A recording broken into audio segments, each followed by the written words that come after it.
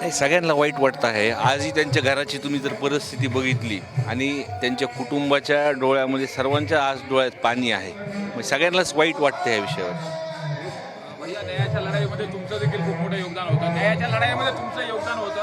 अनेक वेळा तुम्ही अधिवेशनात देखील हा मुद्दा मांडला. मात्र आज हवा तितका न्याय ज्याला म्हणतो आपण, फास्ट कोर्ट असेल किंवा एक आरोपी असा फरार आहे, नेमकं याचा अपयश कुणाचा आहे?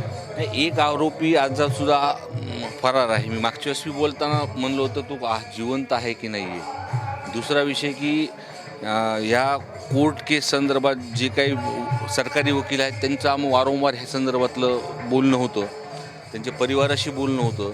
आता येणाऱ्या ह्या 12 तारखेला या केस संदर्भातले दोषारोपपत्रसुद्धा दाखल येणार.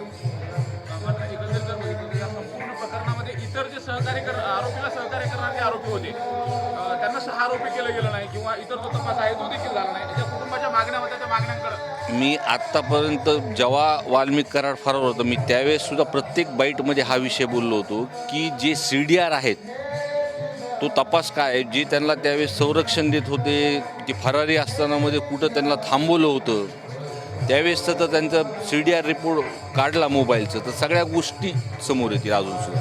त्यांच्या न्यायाच्या लढाईमध्ये तुमची भूमिका कशी असणार आहे इथून पुढे? नाही, मी पूर्ण पाठपुरावा आहे. त्या कुटुंबाला न्याय देण्यासाठी आम्ही वकिलांमार्फत किंवा कोर्टाच्या प्रत्येक तारीखबद्दल हे काय जे झालं ते आम्ही आहे.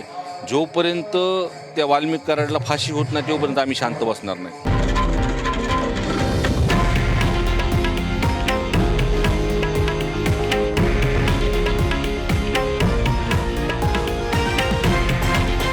हे आहे देशातील नंबर 1 न्यूज नेटवर्क आणि आपण पाहत आहात TV9 मराठी, एकमेव.